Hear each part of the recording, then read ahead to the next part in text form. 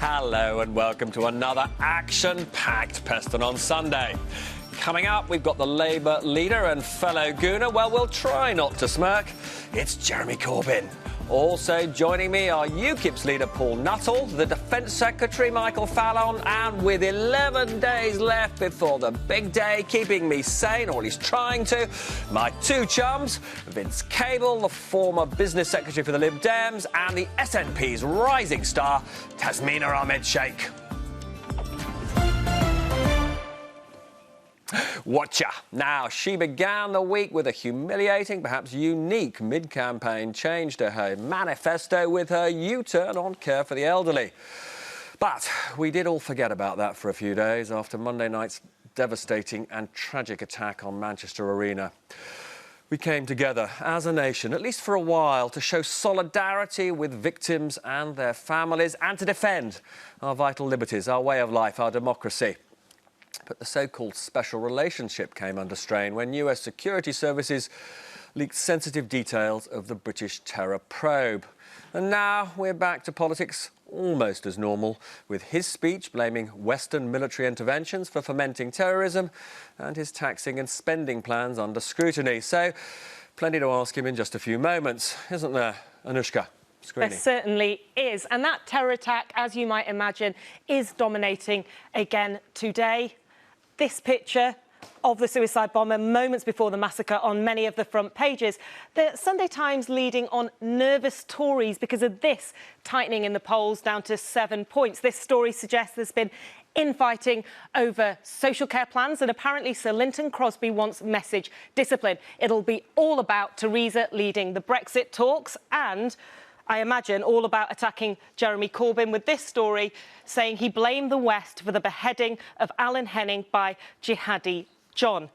Now, the polls are squeezing, so could Labour pull off a political shock? Could Corbyn do a Trump, or he might prefer to see it as an Arsene Wenger? Well, this graph would urge caution. Every general election, Ipsos Mori, doesn't just ask voting attention, it also says, who do you think is going to win? And guess what? Gut instinct has got it right in the last 6 general elections, which is bad news for Jeremy, because last week 70% of people still thought Theresa May would be walking into Downing Street on June the 9th, although he does have some very cool celebrity backers. The actor Danny DeVito tweeting in London saying, Jeremy, June the 8th, show us how it's done. I may be dreaming here, but if you're out there, Danny, watch the interview and tweet us, #Peston. Robert. So I'm delighted to be joined by the Lib Dems, Vince Cable, and Tasmina Ahmed-Sheikh of the SNP. Tasmina, if I could start with you. Obviously, we've got to focus on those appalling events in Manchester. What impact, if any, do you think it'll have on both the conduct of the campaign and possibly the outcome of this election? First of all, can I say, since this is all still so very numb for very many people, that at least we've seen from the very worst of atrocity has come the very best of humanity, which was demonstrated in the past week. As a mother also of 2 Ariana Grande fans, we have to think about what this means for young girls and families who want to be sure that their children and young people can go out and enjoy themselves without fear nor favour.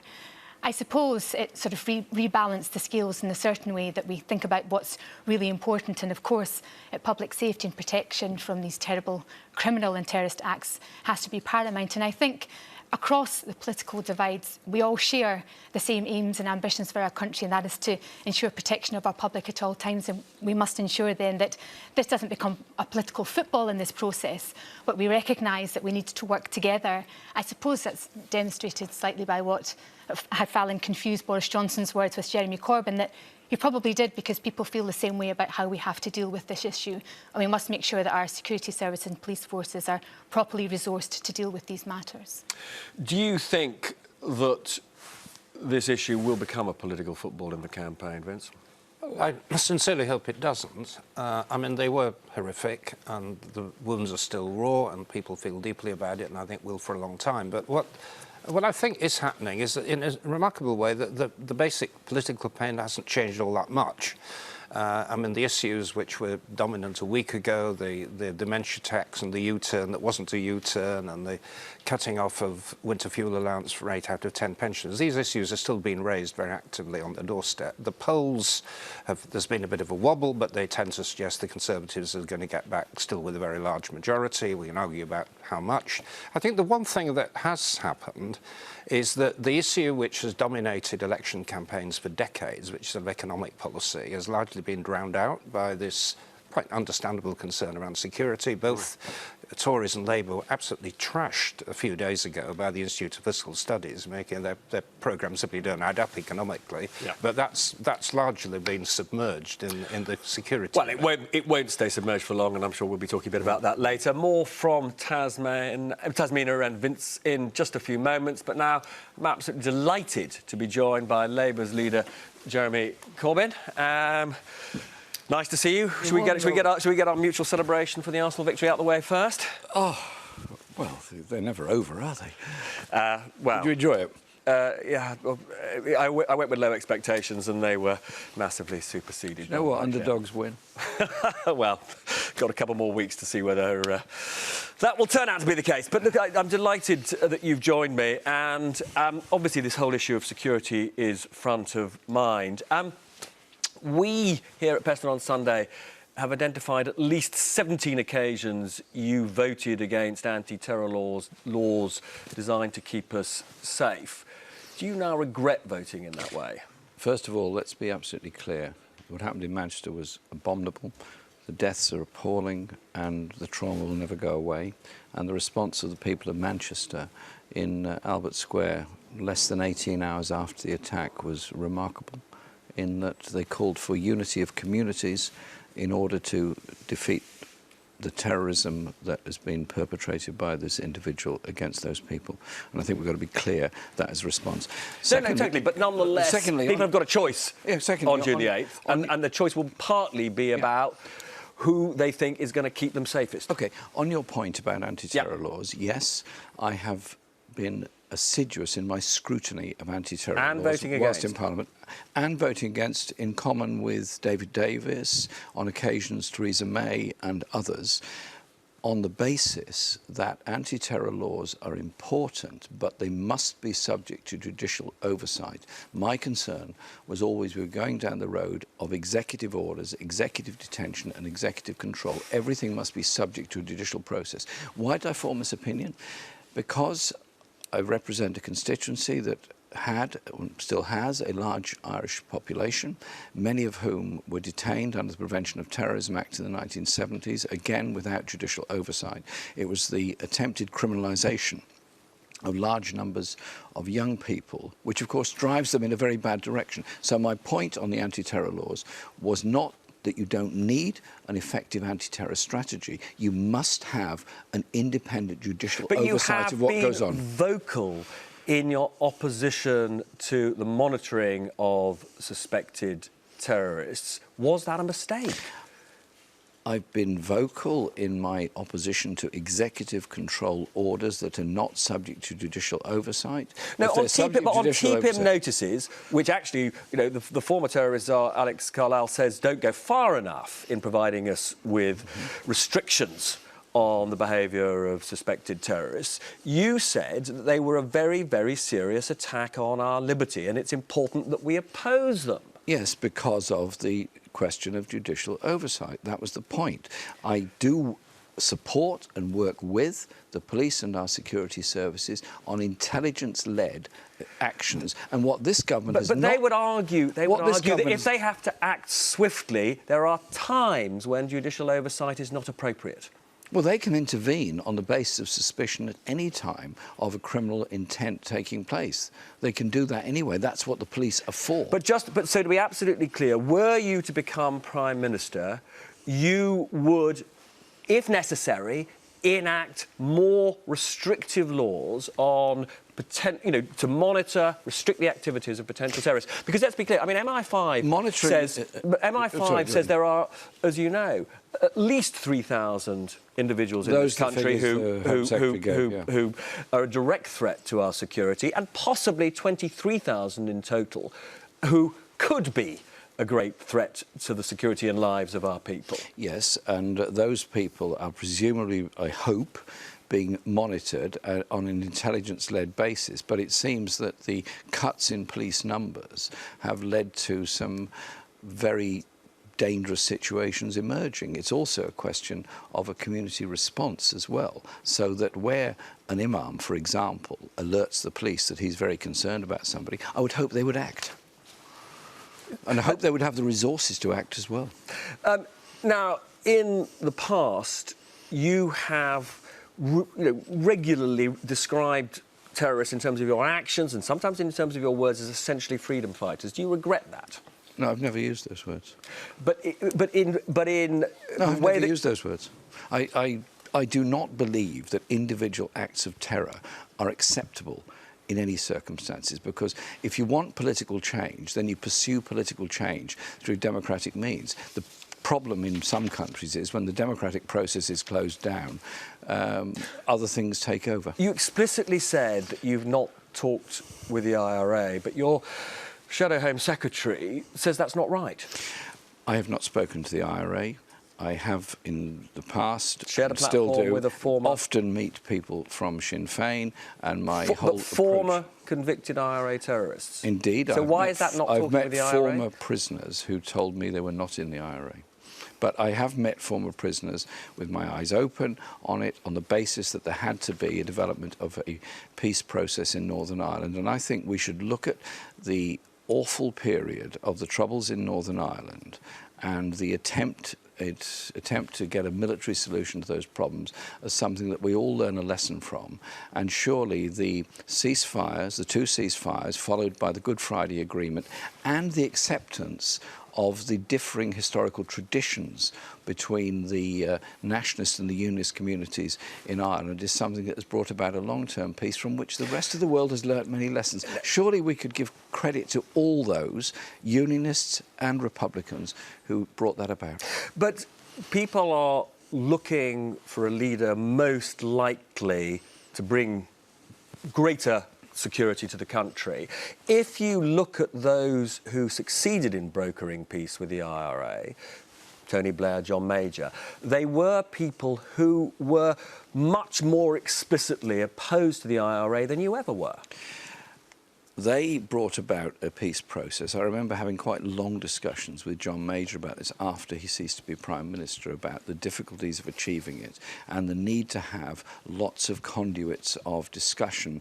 And if you trace the history back of the Northern Ireland peace process, the crucial moment was probably the way in which John Hume of the SDLP and Gerry Adams of Sinn Féin stepped aside from their own comfort zone, if you like, and held private discussions to bring about that accord, which brought a degree of unity on the nationalist side, which meant we then moved on to the historic agreement with the Ulster Unionists. Now, you obviously do believe that negotiation talking is terribly important. After the Paris attacks, you said that we needed a more urgent effort to reach a negotiated settlement of the civil war in Syria and the end to the threat from ISIS. That did sound like you would be prepared to talk to ISIS. No, I've never said I'd talk to ISIS. What I did... But that was the implication. Well, that's an implication you have chosen to draw from it. It was not the implication at all. So how do we how do we find a peace if unlike the IRA, we can't talk to them? Look, if we don't bring about a ceasefire in Syria between the various warring factions, some of which are nearer to ISIS than others, some of which are very pro-Western, some of which are Syrian government, some of which are pro-Russian, there has to be a peace process there. There also has to be a serious question mark about where ISIS gets its funds from, where it gets sells its oil to, where it gets its arms from, and look at those connections all across the region.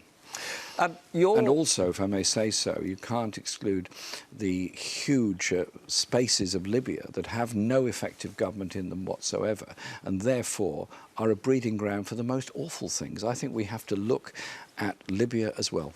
Now, Diane Abbott has just said on the BBC, in relation to her history with the IRA and Sinn Féin, it was 34 years ago.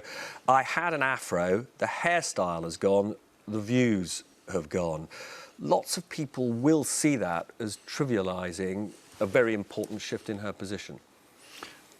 Well, Diane's hairstyle is a matter for Diane. But views on the IRA, most people would say, are somewhat more important than how you wear your hair.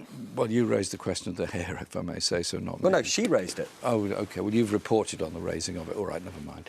Listen... But is that appropriate language for somebody who, under a Labour government, would be Home Secretary? Look, we learnt, all of us, a lot from the whole experience of Northern Ireland. Remember what it was like. You and I are old enough to remember exactly what it was like in the late 70s and early 80s. Yep. The military presence all over Northern Ireland, the huge divide between communities, the lack of any communication between communities, the idea there would be a military solution when we knew there wouldn't be. Listen, I remember arguing with many people in Parliament, and when Ian Paisley was thrown out of Parliament for accusing the Prime Minister of talking to the Republicans, which she denied she was, and it turns out she probably was, I actually defended him on being thrown out of Parliament. Look, I have to just push you on this. Would Diane, given the sort of things you just said, be your Home Secretary? Diane is our Home Affairs spokesperson, and I'm looking to appoint our shadow cabinet. Jeremy, thank you so much. Don't go away. We've got more from the Labour leader in just a few moments.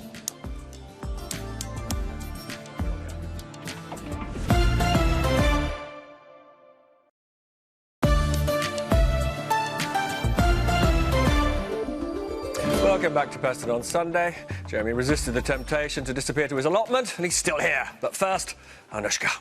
Thanks, Robert. Lots of reaction from Twitter, including from The Sun's Tom Newton-Dunn, who quotes Jeremy Corbyn saying, "I've never spoken to the IRA. I've met former prisoners who told me they weren't members," to which Tom adds, "despite their convictions."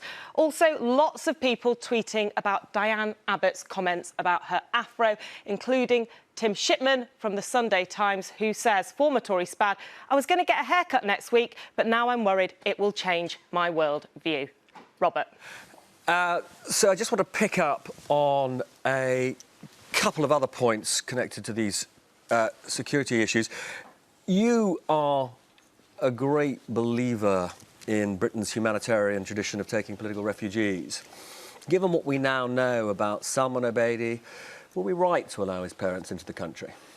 If they had a case for humanitarian protection or full asylum on the basis of being under threat of social, religious or political persecution, yes. Are we right to monitor and examine such people's views? Yes. Whether that happened to his parents, I don't know.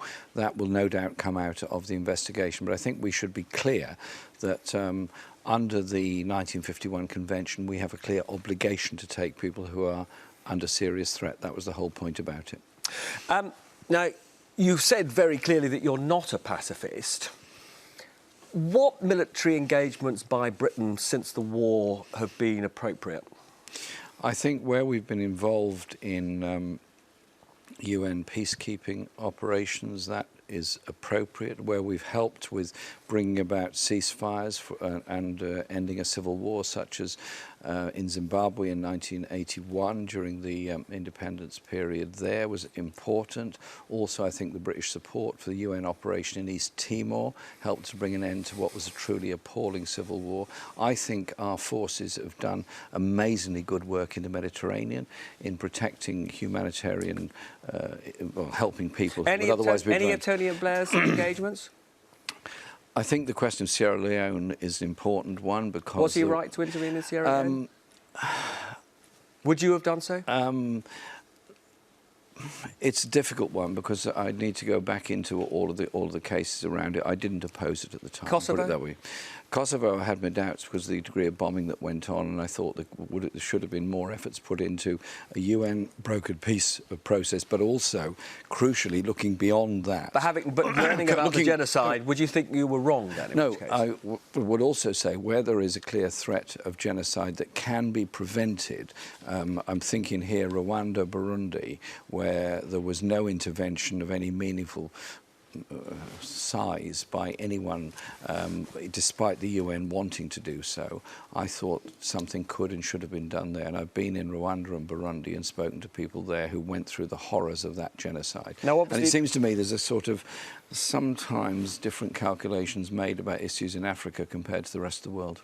Now, I want to move on to your broader plans. Yes. Particularly your plans for public services. Can I just ask a simple question? Do you regard the Institute for Fiscal Studies as the best arbiter of the credibility of spending and taxing plans? Well, they're independent. They are obviously extremely thoughtful. They're robust in their investigation of people's economic plans and robust in their examination of public finances. So, yes, of course, they're very important. So they say that your plans to tax would not raise the 49 billion that you hope, but would only raise 40. So where's the other 9 going to come from? I would question them on this, because one of the taxes, for example, about overseas property would be a completely new tax, and they therefore have no basis on which they can examine the effect of it or otherwise. And we're happy to discuss that. But even without that, they say there is a big hole in your plans. Which other taxes are going to go up to pay Well, we that? dispute that, because we believe that our figures are robust, and we're more than happy to discuss it with them. As I said, there are new taxes involved. OK, we understand that on that you disagree with them. Modeled. But they also say on corporation tax, you've created this illusion that this is a pain-free tax for people. They say it's inevitable that prices that companies charge will go up if you put up corporation tax. They also say that they will almost certainly pay employees less. Well, so you're carrying out a deceit on the British people by somehow, putting forward the idea that if you put up company taxes... Hang on, Robert. You're telling me raising taxes is a deceit on the British people if we raise... Well, because you're implying that ordinary people won't pay for these higher taxes. You can't really mean that. What we're saying is corporation tax was at 28% in 2010. Mm-hmm. We are proposing to put it back up to 26%, which is obviously less. This government is proposing to reduce it further and actually hand roughly £60 billion over to corporations and in tax relief at the top end between now and 2022. We think that instead of doing that, we should be asking those corporations to pay a bit more, asking the very, very wealthiest to pay a bit more. The alternative is what? More food banks, more homeless people, more people on housing waiting lists, more queues in our hospitals, more than 1 million people already waiting for social care. There is a social crisis looming in Britain that cannot be resolved by continuing tax giveaways to the wealthiest in our society. Now, I've got to ask you a very important question, because it comes from our viewers. As you know, we always ask our viewers for a question. Good. And this is from Westminster Mum. It says, don't Labour costings assume all big businesses will stay in the UK and not move elsewhere if you put up corporation tax? What if they leave? Well, they're still going to be doing business in Britain, and our whole tax idea and our whole tax model is that you're taxed on the business you do in Britain. So if you sell a vast amount of coffee in Britain, then we ask you to pay the tax in Britain for the coffee you've sold rather than pay it in Luxembourg, which clearly could not consume, even if everybody was on a sort of treble espresso every day, could not consume the same amount of coffee as this country. And then very briefly, and I'm sorry it's got to be brief because we're pretty much out of time, putting up the national minimum wage, even for young people, there are lots who fear that young people simply won't get jobs if they become more expensive. Well, most companies that pay very low wages could well afford to do so. Our benefit system, in-work... But aren't you worried about a rise in unemployment? Our in-work benefit system, to some extent, subsidises employers who could well afford to pay more. Where there are small businesses involved, and I have had discussions with the Federation of Small Businesses about this whole concept, there has to be a pathway through to it, either through tax relief or subsidy or something to get there. But the principle has to be... So you recognise this is a problem for businesses? For the small businesses, yes. For the bigger businesses, it's not. Jeremy Corbyn, very good Can I give you a present? to see you, if you like. It's in the Arsenal colours. It's in the Arsenal colours. I've already got a colour. I think we knew that your colours were similar. Anyway, very nice to see you. And I just want to pick up with much of what Jeremy said with my guests, Vince Cable and Tasmina. Vince, if I could just start with you. What did you make of Jeremy Corbyn saying that a rising corporation tax is pain-free for people? Well, the analysis of the independent IFS suggests that it's not. The tax is passed on. I mean, I think the big hole in the Labour revenue proposals, which is what the IFS exposed, was a lot of it depends on being able to tax very highly paid bankers and also a financial transaction tax on the city. Now, if those bankers and the city move out of Britain into Europe, which is already happening because of the Brexit and the hard Brexit and the lack of a single market, the revenue base has disappeared. And that's why, I mean, the IFS take a critical view. I mean, they're criticising the Tories too, and not just Labour, but that there is an assumption in the Labour Party programme that large amounts of revenue can be imposed without any consequences on the people who carry the tax, and that's simply unrealistic. I mean, let's be absolutely clear. You're, as a party, saying that you're going to put up every rate of income tax Correct, by a penny in the pound. Now, some would say that's possibly honest, but also electoral suicide. I don't think it's electoral suicide. I think we're just making the very simple point to people that you can't have Scandinavian levels of social services and American levels of tax. We've got to be honest with ourselves as a society. We do want more spending on the health service and social care and schools, and we've got to pay for it as a country. Of course, it's right that the tax should be progressive and that the relatively wealthy pay relatively more, but equally it's important to say to people you've got to pay a little bit more in income tax in order to support these public services. Tasmina, is there any element of Labour's economic policy that you and the SNP disagree with? Well, in terms of the manifesto, it fails to recognise the impact of Brexit, which is the single most important thing that's going to face everybody across But in terms of taxing, spending, I mean, you're all on the same page, aren't you? Well, it's quite interesting that some of the Labour manifesto pledges fall upon the very successful policies that the SNP have implemented in Scotland, not least free tuition, free hospital parking. Of course, we've gone beyond that in terms of free school meals and free bus passes. We'll have the benefit of our manifesto launch on Tuesday, Robert, for the First Minister, quite rightly, to be the first person to set out our policy for the future. Quite a lot of it's been pre-briefed, as you know. Indeed, including a £118 billion investment to protect the UK from the very worst of very Labourish, doesn't it? To protect the UK from the very worst of austerity. You know, I know we can talk about big politics here, but if we bring this down to people on the ground, and we've all been knocking doors in the campaign, people are suffering, they're feeling the very worst impacts of austerity that aren't making their lives better. We simply can't continue like this. We must change our course, must change our tack. And the very fact that Theresa May is looking to relaunch her election campaign demonstrates that her campaign isn't going very well at all. And why is that? It's because Theresa May has been found out. When challenged on her policies, people know they're not going to work for them in their daily lives. Look, we're going to pick up on lots more of this in just a minute. Don't go away, because after the break, we're joined by UKIP's leader, Paul Nuttall.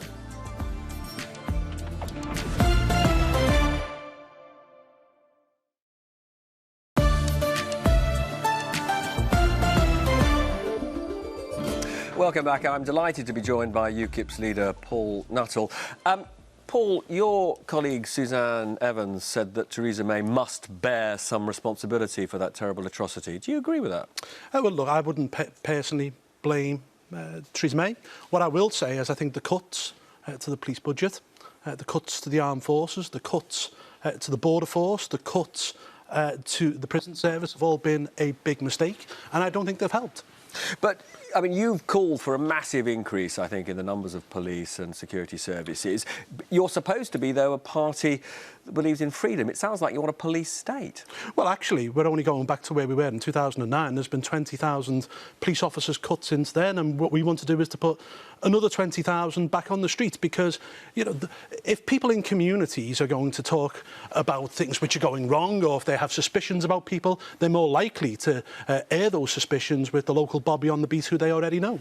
I mean, you talk about a failure in your manifesto to integrate Muslims, but how can you expect the Muslim community to feel more enthusiastic about integrating if you say things like ban the burqa and then come up with a sort of spurious public health reason?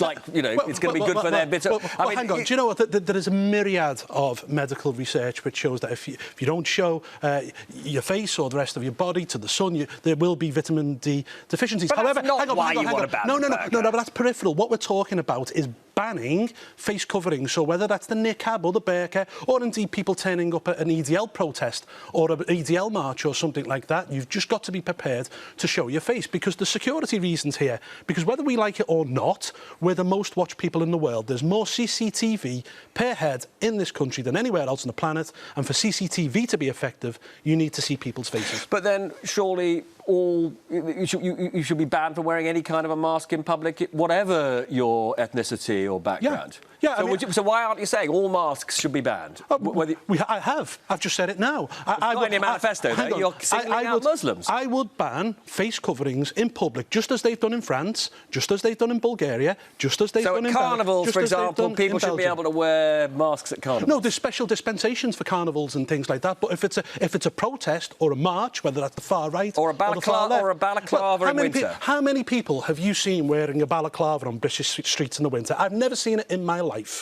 Well, if you've never seen it, then ban it. Look, do you know, I work in Belgium, I work in France. You walk around the streets, you see everyone's face. It works there, it can work here too.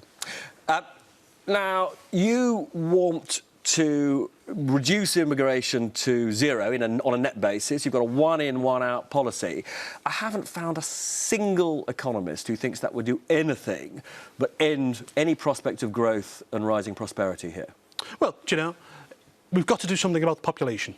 At the moment, we're allowing in a city the size of Hull. The immigration figures came out last week. It's unsustainable. So, for example, we're having to build a house every 7 minutes simply to keep up with the immigration figures. And if we continue on this road, we'll end up with a population of 80 million by the middle of this century. But you're not denying that there is going to be economic costs. Well, that is debatable. You're probably talking about the Office of Budget Responsibility report, and that. Well, that's part of it. But I'm just talking about any credible economist. I mean, they clearly admit in that report they're not taking into account population growth. So they're not taking into account capital costs in the future. There'll have to be more roads, more railways. The NHS will be bursting. They're almost full to capacity. A new school building programme. We've got to get hold of population in this country, because if we don't, we're in serious trouble. Now, on Brexit, you are saying we should hand over no money to Brussels and the rest of the EU on leaving. There's absolutely no chance, therefore, of a free trade deal with the rest of the European Union on that basis. I mean, which is, again, another example of economic self-harm. Well, we don't know that, do we? I mean, firstly, in terms of the divorce bill, we've paid in membership fee alone net, 183 billion since the beginning of the 70s. And as for a free trade deal, look, in many ways, the EU needs us more than we need it. There's a huge trading deficit. 800,000 German cars, for example, were sold in this country last year. I think it's 39 million bottles of champagne. We're their biggest marketplace. They need us. There'll be that free trade deal. I mean, the reason you've gone more extreme in your policies is simply because you know that vast numbers of your supporters are going to vote for Theresa May. Well, it's easy at the moment because Theresa May is able to talk the talk without having to walk the walk. Walking the walk, if she's elected as Prime Minister, will begin later in June. And I fear that she'll begin to barter things away. I think fisheries could go. Again, I think that there will be a deal over the divorce bill. I think there may be a deal over freedom of movement, and that isn't what people voted for on June the 23rd last year. If people want to keep this Brexit clean, you go out and you vote for the real deal, and that's UKIP. Very nice to see you, Paul Nuttall. We'll pick up with you again, I'm sure, in the future. Let's chew over that with Vincent Tasmina. Tasmina, what did you make of Paul Nuttall's justification for banning the burqa, the niqab, any kind of face covering for Muslims, but not for other people? Well, I'm going to start by saying I'm not going to take any lessons from Paul Nuttall on what I should and shouldn't wear, and neither should anybody else. I think it's most distasteful, almost as distasteful as his inability to get the name right of Leanne Wood, who called her Natalie. But of course, UKIP have form on that because David Coburn in Scotland was unable to remember my name. But I think it should be up to people to wear what they want to wear. We shouldn't be legislating as what people can and cannot wear. And as you can see, when you questioned him, Robert, that he was unable to make quite clear as to who should be able to wear what. That's a path you go down when you start to suggest that people can and can't do things. Vince, Paul's position in terms of the hard Brexit appears to be rather closer to the position of the British people than that of the Lib Dems, who are saying, second referendum, let's get back in the EU. Well, those of the British people who are not implacably opposed to hard Brexit are roughly divided between those who are enthusiastic about leaving in the way that Paul Nuttall is, and others who want a softer alternative, who want us to keep close to the European Union, keep the single market, keep the customs union. I mean, there's a very, very big distinction. And I think what's happened, and I think this exchange brought it out, I mean, in a way, Paul Nuttall has become redundant. I mean, his party's basic ideology has been taken over by the Conservatives. He's standing down candidates in half the seats in the UK in order to help the Conservatives. I mean, he no longer has a reason for existing because the Conservatives are doing his job for him. And we're very firmly opposed to the extreme Brexit that now, the Conservatives are now we'll pick up pursuing. some of this in just a second, but a few words from Anushka, please. Thanks, Robert. Well, I'm sorry to say that Danny DeVito hasn't so far responded to my plea. He must be planning to watch the repeat. Now, in this election, the parties are apparently, Labour and the Tories, spending over £1 million each getting to you directly via Facebook. How does it work? Well, here at Peston, we didn't have £1 million, but we scraped together 60 quid to do a little experiment. I must start by saying, before I get abused, this is just a bit of fun. It is not a scientific survey. So, first, targeters need to know what characteristics potential voters might have. So we plugged Jeremy Corbyn and Theresa May into this online survey to find out what are the things their supporters like. For Jeremy, we got Eddie Izzard, the Co-op Bank, creative writing, the Smiths and vegetarian food. And for Theresa May, Cliff Richard, Mary Berry, Waitrose, Land Rovers and seafood. Then we handed over our cash to target people with those characteristics but whose political affiliations we did not know, and we sent out these adverts to 7,000 people each to see if we could get them to show love for our leaders. And guess what? Hurrah, Corbyn, it worked. 3,600 likes and 548 shares. Not quite so good on Theresa May, 253 likes, 2 shares. Maybe we got the wrong supermarket. In fact, all that sharing, look at this, meant that almost 150,000 people saw our Corbyn ad, just over 5,000 for the PM. Now, why the difference? Let's be honest, our targeting was probably very crude. The people who do this are super sophisticated, getting loads of data from Facebook, and we have reason to believe our Corbyn supporters are more active online because look at our Theresa May supporters. They were largely over 65. It could also be that supporters of the PM are a little shyer about sharing their Tory love online. But the targeters don't care about that. They're not looking for Facebook Lives. They are looking for votes on June the 8th. If you want to know more about this, have a look at our Facebook page. Robert. Tasmina, this election does feel like the one most to date, not exactly driven, but influenced by social media. Are you feeling that at the SNP?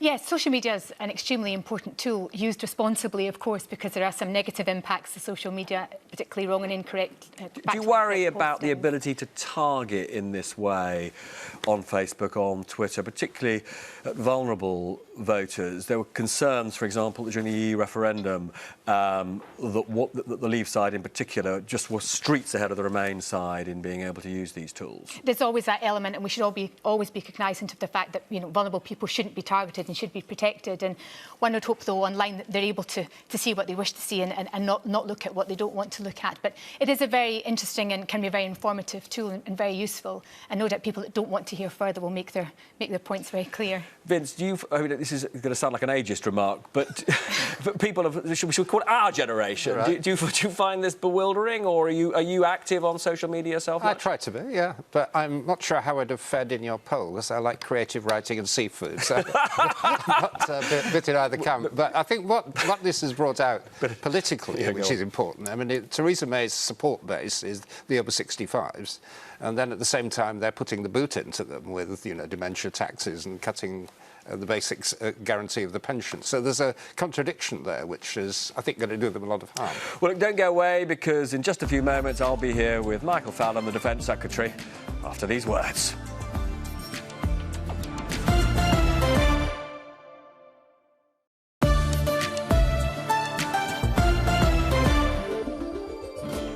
Welcome back to Peston on Sunday. I'm delighted that Sir Michael Fallon has joined me. Your colleague, Amber Rudd, has said that there would be more terror attacks if Jeremy Corbyn became Prime Minister. That's disreputable alarmism. There's no evidence for that whatsoever. Well, look at the man's actions, not just his words that he spoke to you this morning about. Hang on, but more terror attacks. Hang on, just let's look what he's done. This is a man who has opposed, as I think you tried to bring out, every piece of anti-terrorist legislation, who does not support, noticeably this morning, does not support our military action in Iraq. Iraq and Syria, where the RAF are trying to keep us safe, dealing with terrorists who are planning attacks against Western Europe and indeed against this country, and who's always questioned the nuclear deterrent and indeed our NATO deployments. We would certainly be less safe if Jeremy Corbyn was Prime Minister. Well, hang on a second. He says this morning that he would get another 1,000 operatives into the security services. He would increase the numbers of police on the streets. His actions as Prime Minister would go in completely the opposite direction. No, we're already increasing the number of armed officers in our streets, but presumably he would now start taking out some of the terror legislation that he doesn't like. If you're going to keep people safe... He has not said that. Well, if you're going to keep people safe, you have to keep them safe at home and abroad. And I thought was appalling this morning that he's not prepared to support the training that British troops are giving to the Iraqi forces in getting rid of ISIS-Daesh in the Middle East, or the strikes that the RAF are carrying out to deal with terrorists who are planning atrocities in Western Europe and this country. Jeremy Corbyn is soft on terrorism. You are basing a campaign on making allegations that are simply not supported by the facts. The Prime Minister on Friday said Jeremy Corbyn has said that terrorist attacks on Britain are our own fault. He said no such thing. He did. I've got his words here. He said foreign policy has been increasing the threat to this country. He said that in his speech on Friday, and this is nonsense. That is not the same thing as saying the terrorist attacks are our fault. I mean, let's be clear, Boris Johnson, the Foreign Secretary, made exactly the same point a few years ago. No, he didn't. He did. He made exactly the same point. I've got his words. I have his words here. Let me read them to you. He said the Iraq War did not create the problem of murderous Islamic fundamentalists. He said those who argued that the attack on Iraq and the way that we got rid of Saddam without rebuilding Iraq, those people who said that that would increase the risk of terrorism, they had a point. Those were his exact words. No, he said that... No, do you want me to show you the article? He said Michael, don't argue with me about it. I've got it. Well, I've got his article. It's here. No. Well, right. We're going to disagree on this. Because there is one important point here, Robert. Come on, you've had a go. There is one important point here. He said it gave them a fabricated pretext. He did not use the word fabricated. Well, in this particular article, he did not say that. He says pretext. Now, the difference with Jeremy Corbyn is Jeremy Corbyn is saying that can give them a justification. These people, by the way, are not attacking our foreign policy. They're attacking our home policy, our way of life. They want to blow innocent civilians You're making up. a point about his judgment. Do you accept that you personally, do you now accept that it was wrong of you to go and see Assad after his election victory in 2007? Oh, 10 years ago, we all hoped that Assad would be a better leader than his father. The government then had You made a misjudgment, didn't you? No, we all went to see Assad, MPs from all parties and government ministers. We all hoped... But you were there. Why won't you admit that it was a mistake? No, it wasn't a mistake to talk to Assad. We all wanted him to be a better leader of Syria than his father 10 years ago. That has not turned out to be the case. Well, if Diane Abbott changes her mind, why can't you? I can certainly tell you now that he's not a good leader of Syria. Of course not. He's been murdering his own people. But at the time, 10 years ago, we all hoped he would be a better leader. Now, on this negative campaigning, there was a different issue I think I'd like to pick up with you about, which is that in the EU referendum, the Remain side, your side, lost on the basis of a negative campaign.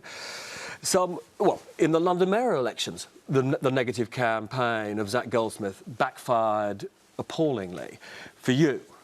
I mean, what you're doing is going to lose you the election, isn't it? No, we're pointing out there is a very real risk of Jeremy Corbyn becoming Prime Minister of this country in less than 2 weeks' time.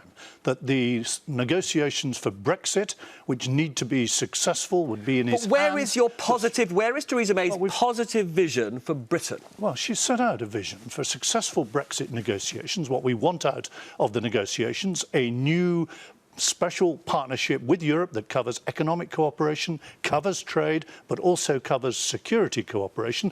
And she set out how we want to build a stronger and fairer Britain after that. Care? Was that a positive message? Look, everybody knows that we have to get more money into social care, that carers need to be better paid, that the quality of care homes needs to be improved, that we need to reduce the pressure on the NHS, and that some people have to pay at the moment. But we've introduced safeguards so that people will not be losing their homes. Their savings will be protected. I mean, your side is in disarray over Why this. do you think that? Well, because the papers are filled with stories about Linton Crosby, Fiona Hill attacking Nick Timothy for coming up with this policy. Robert, you know this is Westminster tittle-tattle about various Westminster figures. The campaign, of course... Well, you're right, because the big issue here is that this was Theresa May's policy. She made a misjudgment. No, this is Theresa May leading our party. We've put into the policy now some additional reassurance because of the scaremongering of Labour after the manifesto was published, further reassurance that people will not lose their home, they will not lose all of their savings, but yes, some people will be asked to make a contribution to raising the quality of social care. Now, I talked to Jeremy Corbyn about the credibility of his economic policy. Yeah. The IFS says that cutting immigration to the tens of thousands would hit tax revenues by around £6 billion a year. Where are you going to get that money from? Well, it's not possible to make that judgment yet until we see the pace. So you're telling, so you are a rare politician who thinks the IFS is not an impartial judge? No, the IFS has always been an impartial judge, but it's not possible to be precise about these costings until you see the path of reduction of the immigration. It is going to cost money, though, isn't it? Well, there are costs and there are also benefits in reducing the pressure on public services. But the IFS did say about our manifesto that it's steady as she goes. But are you anywhere nearer understanding the costs of reducing immigration to that target? Well, we'll be able to be more precise about the cost when we see the timetable following the Brexit negotiations for getting immigration down. But there are benefits as well. I'm going to have to cut you off. Thanks to Messrs Corbyn, Fallon and Nuttall, and of course to Tasmina and Vince. See you next week when there'll just be 4 days left before the election. Woohoo! Goodbye.